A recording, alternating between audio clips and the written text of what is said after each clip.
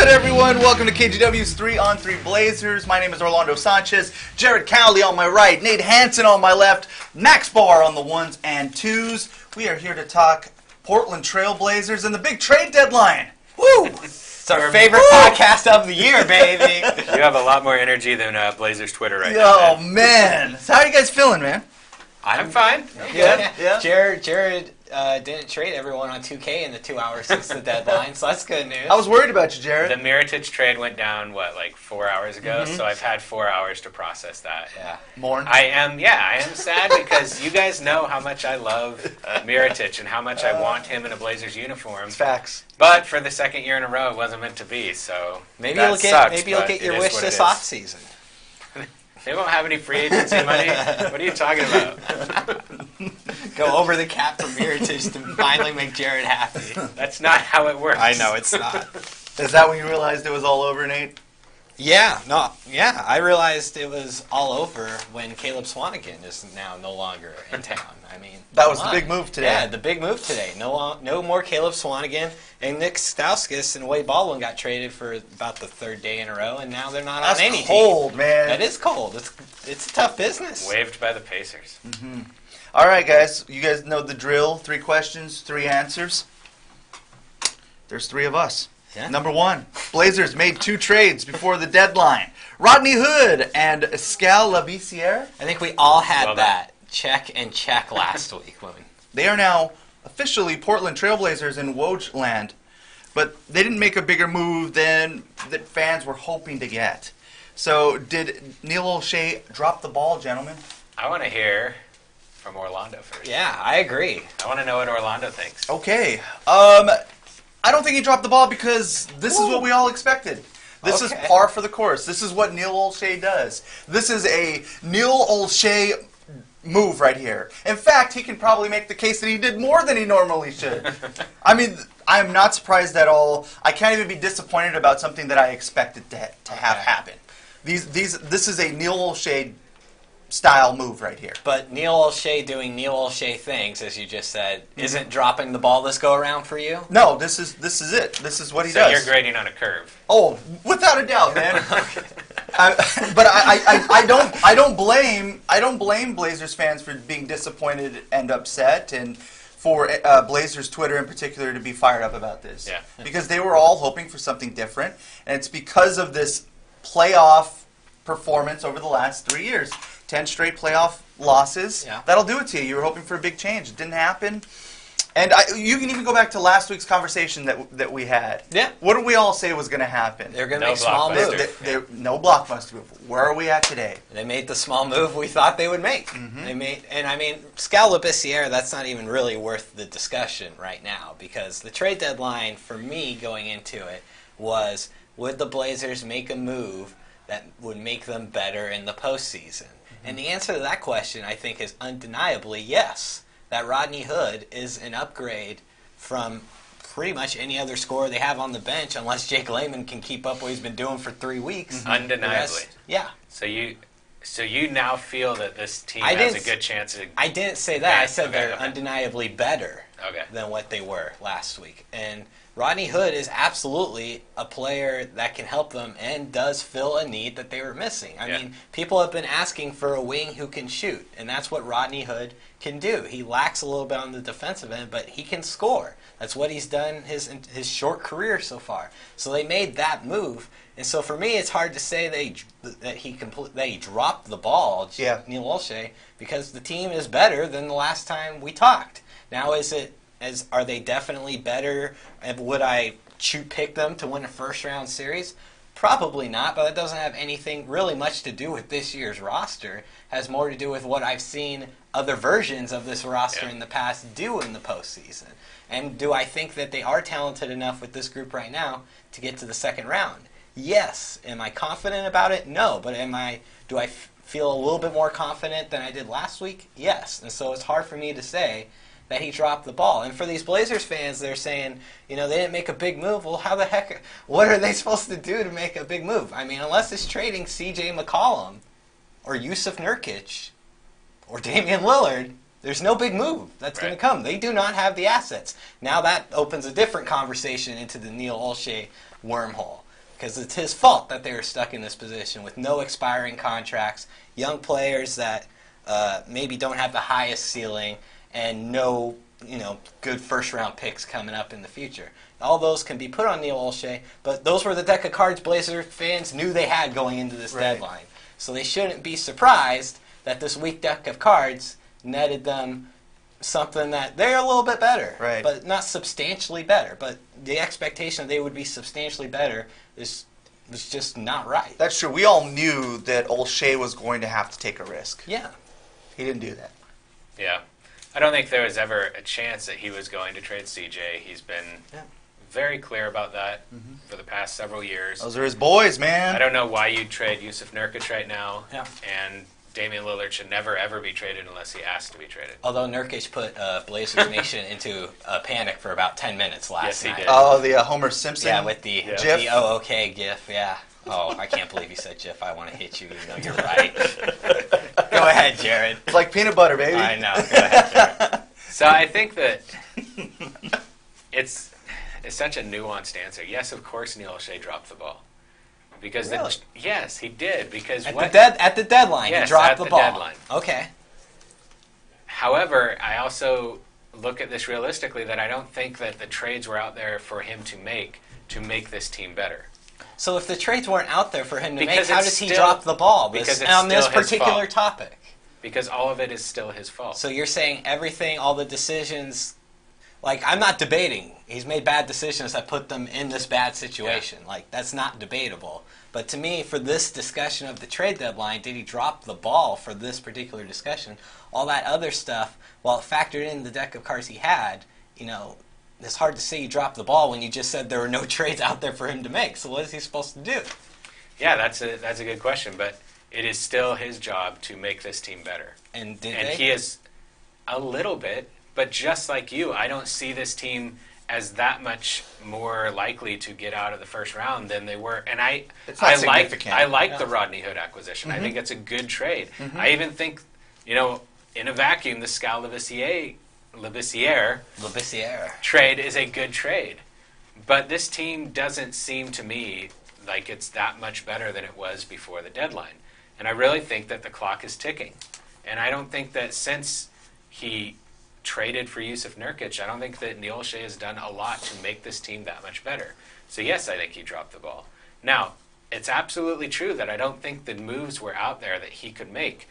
If you wanted Nikola Mirotic, which I absolutely did, you can't match the trade that the Bucks, sent back. They sent back an expiring contract, a guy on a rookie contract, and 4 second-round picks. The Blazers not only would maybe not be willing to include that much draft capital in a trade for Mirotic, but they don't have the expiring contracts. Yeah. And unless they're willing to throw Zach Collins into a deal for Mirotic, which you probably shouldn't do, you can't put together a trade with the Blazers roster to make that happen. You go down the line with Otto Porter Jr., JaMychal Green, Harrison Barnes, Tobias Harris, Kristaps Porzingis, any of those players that maybe Blazers fans were like, well, why didn't Neil Olshey go and make that trade? Because if you look at each of those, they're built around expiring contracts, rookie contracts, and draft picks. The Blazers' only expiring contract was Aminu, and his is only $7 million, and so you can't put together enough expiring contracts, enough money in expiring contracts to make any of those trades work. So the trades weren't there, but you have to blame Neil Olshey for that. Yeah. The reason that this roster doesn't have players that other teams want, nobody wants Maurice Harkless. Nobody wants Myers Leonard. Nobody wants Evan Turner. That is clear. Yeah. That's Neil Olshey's fault. So yes, I think he did drop the ball. And again, it's a very complicated question. It is a complicated. It's loaded, and it is absolutely loaded because you're saying the summer of what was that? 2016. 2016 is the reason he dropped the ball at the 2019 trade deadline. That's what you're saying. Yeah, that it's had far-reaching ramifications. Yeah. There's no doubt about that. For this particular question, I kind of separated that whole thing because we all knew that was going to be the case coming into this deadline. And I think that's fair, but I just think this team is not. There's a chance for any team in the West to rise up and get to the Western Conference Finals. That's the ceiling. Yeah. You're not getting past the Warriors, but there's a chance there, and maybe the Blazers through internal development, maybe they figure something out in the playoffs, maybe they can still get there. But the moves that happen at the deadline aren't getting them into that conversation in my mind. So. And the problem with Blazers fans that have been following this closely is that they've been sold that, development from within, that type of argument, and you've seen the results the past couple of years, that of course there's frustration. And then when you see other teams that are making moves, that are in similar positions as the Blazers or trying to get into that spot, you have no choice but to be frustrated. And that makes sense. Nobody in the West made those moves. I will say that. Mm-hmm. You look at the teams around the Blazers in the standings, nobody went and made those moves to get better. Most of the movement was in the East. Yes. Yeah. And even in the West, the Clippers, who are the 8th seed, made moves to get worse. Yeah, they want to get out of space and get out of that spot. And that's who I'm referring to, especially today and even late last night or the night before with what Philadelphia is doing, what the Raptors are doing, like seeing, and what the Bucks are doing. Like you're seeing playoff teams that are battling because they see that there's a window, that clock that you refer to. For Portland, that's Dame's clock. Yeah. So there's more of a window if you're an Eastern Conference team than if you're a Western Conference team. You can make any moves you want as a West team and think, now we can challenge the Warriors, but you can't. Right. But at least in the East, you can say, hey, we can get to the NBA Finals. Mm-hmm. That's not a realistic scenario for any West team. Mm-hmm. No one's beating the Warriors. No. Right. And I think, you said there is an open, that second spot in the Western Conference Finals is wide open. But Portland, you said Portland maybe, I don't see I don't see that. Even if everything broke as good as it could for the Blazers, I don't see how this team who has lost so many playoff games in a row could manage to win 8 playoff games to get to that spot. And I don't either. And I wasn't advocating for that in any way. I was just, you let it open up to any possibility. But because I don't even think most Blazers fans, their expectations or hopes are to win a championship. No, it's I honestly think it's to get out of the first round. That's the goal. Yes. You want to see this team take the next step. Right. And Orlando, Jared and I have both answered this question. Do you think the Blazers, with what they're going to have now that we know moving forward, do you think this team, this roster, could get to the second round of the playoffs? I even answered this to somebody on Twitter, and I said, I do believe that they can get out of the first round this season. But I also thought they could get out of the first round last season. Yeah. That's a good point. Look where we're at. Absolutely. All right, let's move on to question number 2 here. Mo Harkless wasn't traded at the deadline, which means the Blazers now have some positional competition at small forward between Harkless, Jake Layman, and Rodney Hood. Mount Hood. Hood River. Who should start? Who should be the primary backup, and who falls out of the rotation? Oh, I didn't even see the first 2 questions on this. I just saw who falls out of the rotation. It's a good discussion. You can answer it in whatever order you want. It is a good discussion. And for me, I know we look at this positionally, and that's probably the way to approach it. But to me, before the acquisition of Rodney Hood, there was a 10-man rotation going for the Blazers. Over the last 2 months, who has been the worst player of that 10-man rotation? I know who you're going to say.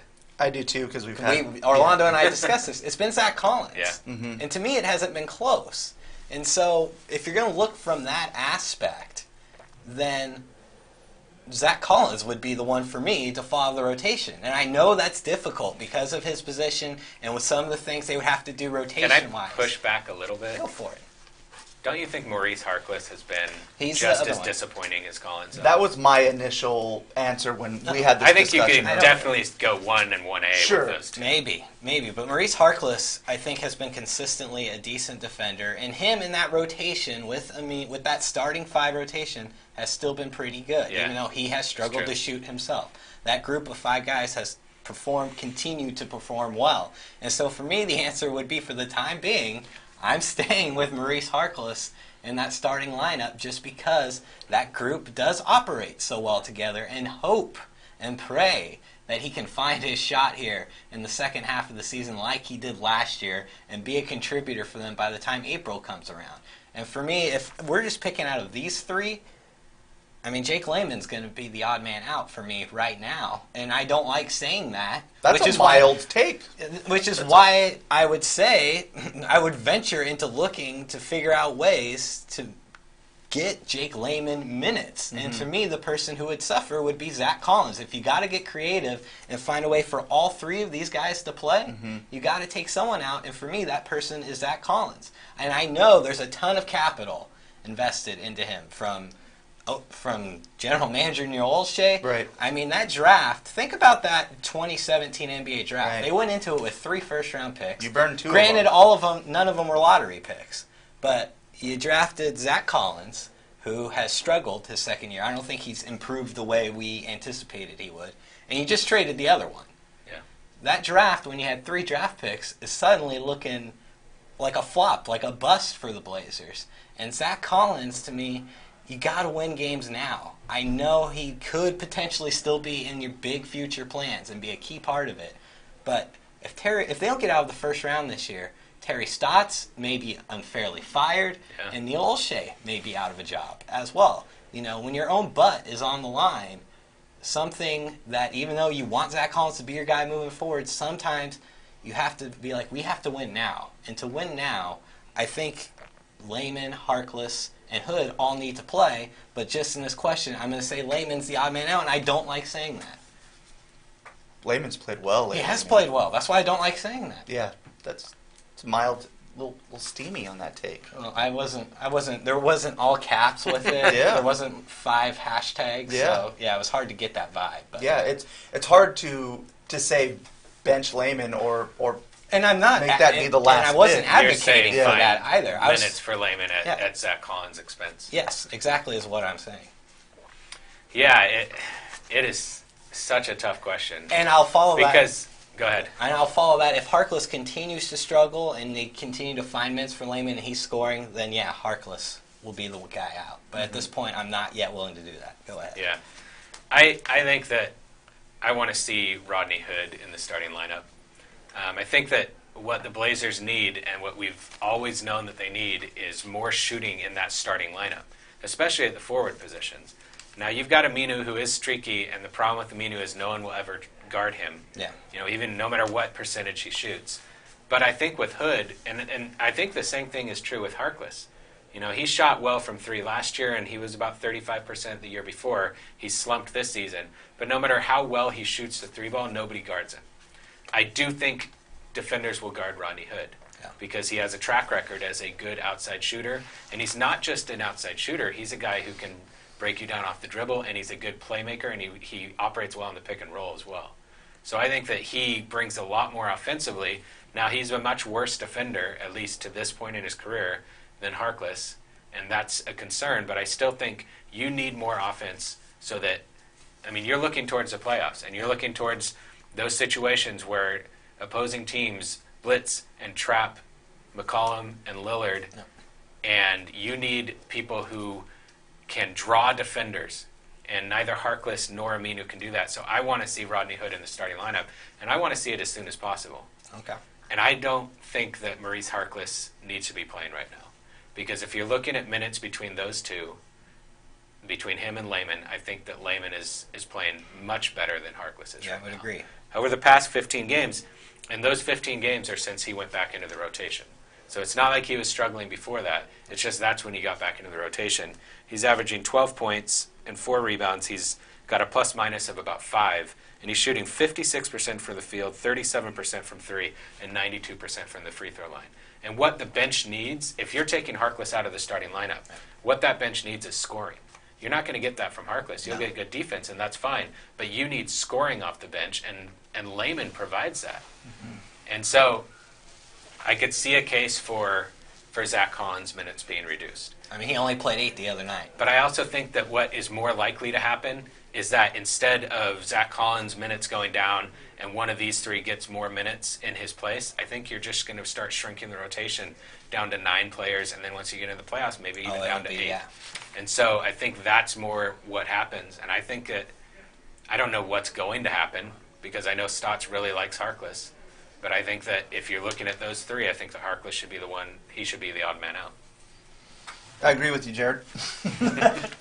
Well, thank you. There you go. I do. I mean, you're right. Like, I guess Zach Collins has kind of, for me, flown under the radar a little bit on how bad he's been. Well, it's just because there's no one else to play that position for the Right. Blazers. They have no other options to go to, other than maybe Scott Labissiere now.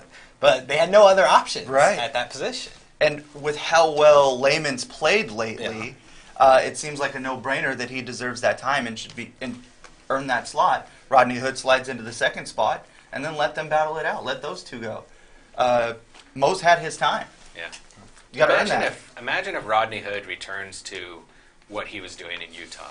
Oh. I mean, his star is diminished because I don't want to say star. I don't think he's a star, but his value is diminished because he was not good in Cleveland. Mm-hmm. Yeah. But in Utah, before he got traded, he was averaging 17 points and shooting 40% from three. Imagine what that could do in the Portland starting lineup. If you have someone who can, I mean, that's the kind of player who draws defenders, and that makes it harder to just. Or at least if he doesn't draw defenders, he consistently makes you pay for not drawing defenders. It's funny that you mention the Utah version because when Damian Lillard was asked about him, the first thing that came out of his mouth was how good he was at Utah. Yeah. So he's hoping for that same type of player as well. Everyone is. Yeah. I mean, that's what Neil Olshey is banking on with this trade too. All right, let's move on. Prediction time. Blazers play 4 games between now and the All-Star break. Portland hosts the San Antonio Spurs tonight.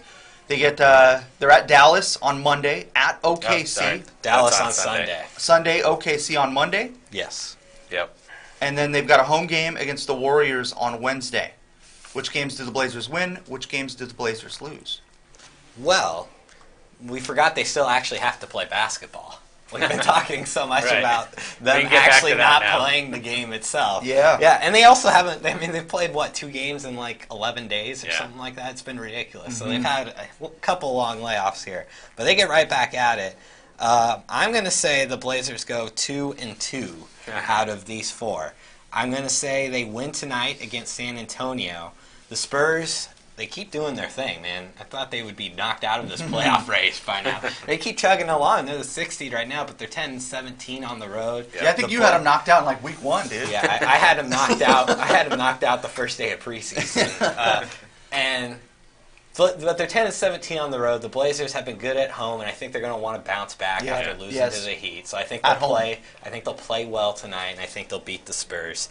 And then I'm going to say they go on the road and beat Dallas, even though the Mavericks are a good home team, and it is a noon Pacific time start for that game for Portland.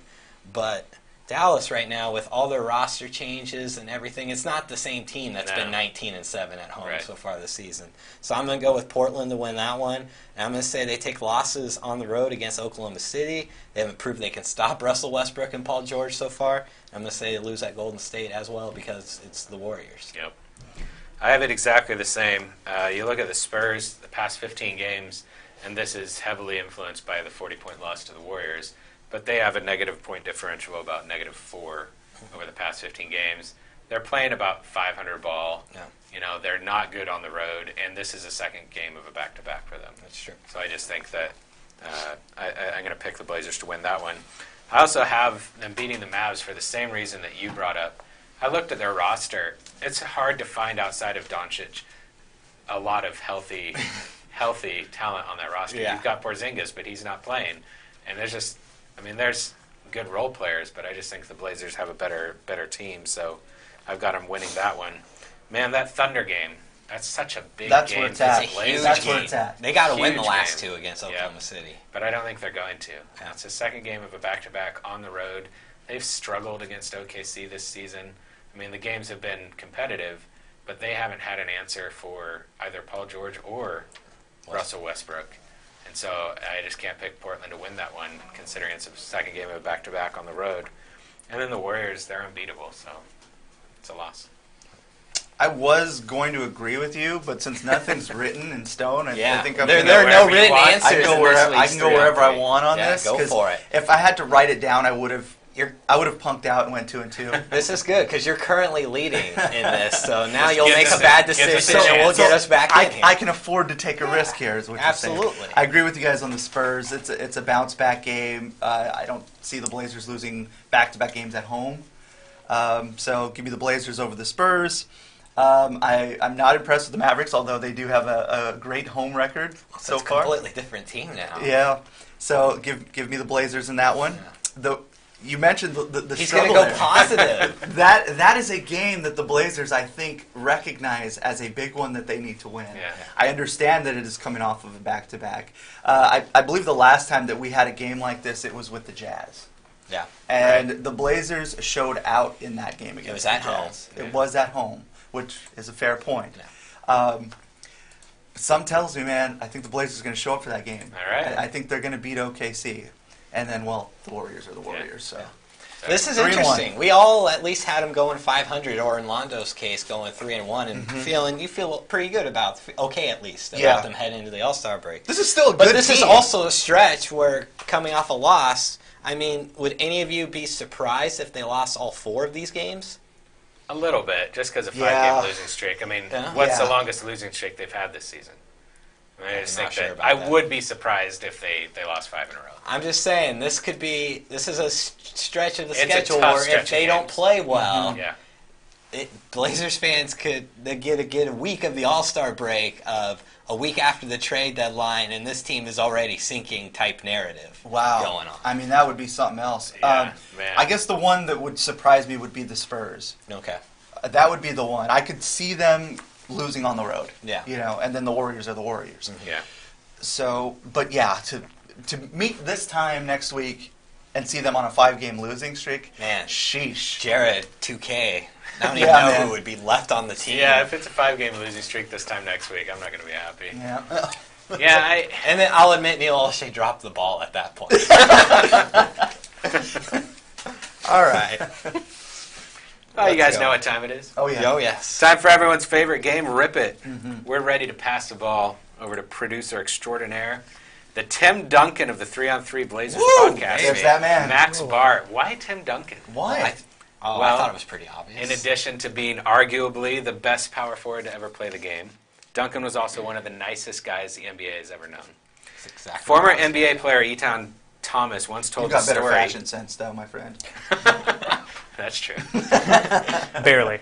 Yeah. He's at 6'11". It's difficult when you're that tall. Former NBA player Etan Thomas once told the story of a game when he was matched up against Duncan. Thomas said Duncan blocked his shot, but instead of letting him know about it, as the two ran back down the court, Duncan told Thomas, "That was a good move, but you have to get more into my body." Thomas said he was shocked, but later in the game he actually took Duncan's advice, took the ball in, went into his body, and scored on the play. And as they ran down the court again, Duncan said, "That was much better." So, like Duncan, oh my gosh, Max has mad skills, and he's a super nice guy. That's why he's the Tim Duncan of the 3-on-3 Blazers podcast. We are ready for Rip It. Take it away, Max. You are the championship rock. Wow. Guys, I'm honored yet again. It's great to be back with another week of Rip It. I'm feeling a bit under the weather today. You probably can tell my voice is a little deeper. Is it because of all the cold and the snow that's coming? It's possible. It's gotta be so forgive me if I cough during part of this. This could be your flu game. Is this just an excuse so that when I win Rip It for the first time, you're not going to be overly happy and cheery and No, celebratory? it's real. It's real. Oh, okay. But I do feel better every time I think of the perfect score from Orlando last week. I appreciate that. He could not have done better. Oh, no. Will anyone duplicate his greatness? No. Let's find out. Come on, it's Orlando. So, man. It was all about the Blazers versus Heat. This was our Super Bowl That's right. prop bet extravaganza. Only one game last week. Oh, I took some L's on this one. Boy, I went all in on those Blazers. First question was, which team will make more three-pointers? Oy. Jared and Orlando said the Blazers. Nate, you went with the Heat. The Blazers lost the game, but they made more threes. Oh, no! No, of course. 15-7. Oh, my God. Somehow. 15-7 and the Blazers lost? Yeah, that's a plus 24. Man. That's plus 24 from the three-point line. They lost. Wow, Nate. This is not a good start. Well, Whiteside didn't miss a shot, right? He was yeah. like 10 for 10 or something crazy. Why can't he shoot three-pointers? I thought I was losing 5 straight. Next question was, which big man will grab more offensive rebounds? Yusuf Nurkic or Hassan Whiteside? Oy. Jared, you and Nate said Whiteside. Orlando, you went with Nurkic. I think we got one. I hope so. Whiteside with 3 offensive rebounds. Nurkic also with 3. Push! A push. Nurkic was not good in that game. Nurk, still my boy. This is garbage. I pick in all the Heat players, and the Heat won the game, and I'm going to not get any right. Next question. Still got 3 more. Which player will score the most points? Miami's Wayne Ellington, Zach Collins, or Heat center Bam Adebayo? I don't even remember at all who I picked. Jared, you went with Zach Collins. Orlando, you did as well. I went all Blazers. And Nate, you went with Wayne Ellington. Did Ellington play? Who unfortunately had a DNP. But did Zach even score? I don't think he did. Now, he did start 3 games earlier, back-to-back games, had played over 30 minutes. Yeah. Which is why I included him in the question, so I wasn't trying to I fool anybody here. I was surprised. So, that's a 0 for Ellington. Zach scored. That's Bam Adebayo had 5 points. He's going to win. Bam, it was Bam. Zach Collins, 0. 0. What is worse, a DNP or a 0 for a guy who did play? A 0 for a guy who did play. You guys, worse. Nate losing is the best. The good news is I'm still in the hunt because Orlando's the only one to get one right so far. I can't believe the way this has gone. Well, Jared has one too. They both said Blazers in the 3-pointer question. Yeah. Oh, that's right. I'm only down 1. Yeah, Next question. You're good, man. You're good. I'm still in this. Which player will finish with the most assists? The choices were Justice Winslow of the Heat, Orlando's boy Evan Turner, or Miami's Josh Richardson. So you all picked different guys this time. Jared, you said Winslow. Orlando, you went with Evan Turner. Nate, you said Jay Rich. Yeah. Evan Turner with 4. Oh, Nice. no. Well It's not a bad number. Winslow with 5. Wow. Richardson with 2. Yes. Well done, Jared. Well done. Jared gets it. They're playing How many Winslow at the questions point, do we man. have left now? 1 question left. God, The wild card Wait, are question you of the 0 week. for 4 right Yeah. now? I'm 0 for 4 You're with the 0 for DNP. The wild card question of the week. I like this question. It was in his final game in Portland. Over under total points for D Wade. Jared, you and Orlando went with the over. Nate, Yes, you we did. took with the under, and the number was 13. He went way over. And Wade played great. He was scored awesome. 22 points. Oh, my God. So Jared and Orlando, you get that one.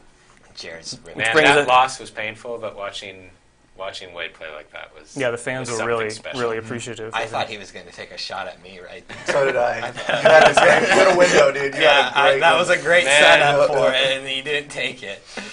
At some Classic. point, it just you just Jared- can't keep piling on. They argued. It just Jared becomes cruel. Jared just argued that Max is the Tim Duncan. I think Jared just pulled a Tim Duncan He did. move. He right did. there. really He did. did. Yeah. So quickly, the totals. Nate, you went 0 for 5.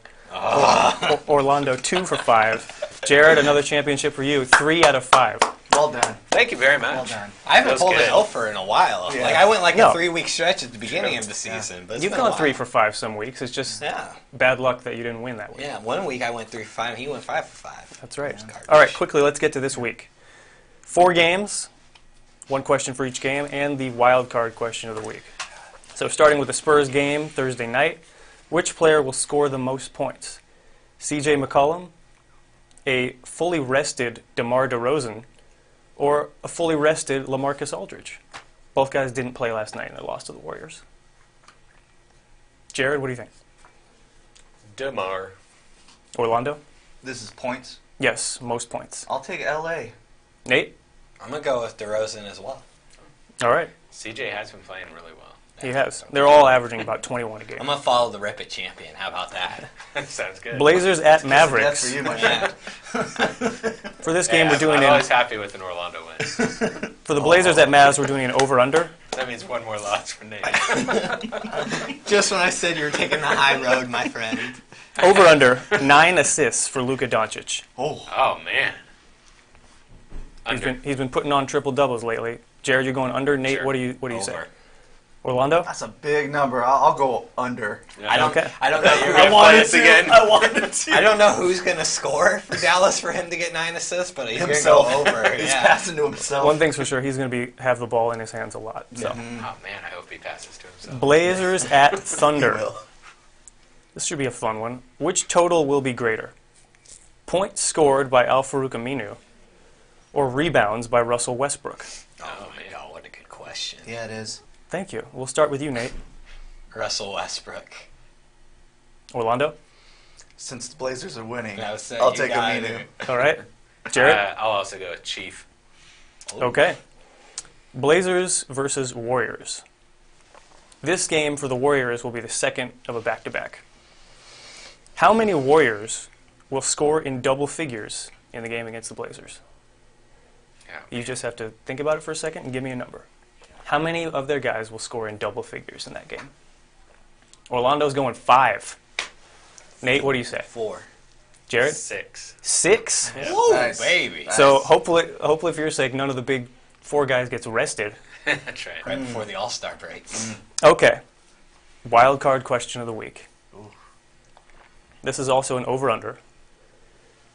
How many points will Rodney Hood score in his debut for the Blazers? Nice. The over-under is set at 8 points. Jared, we'll start with you.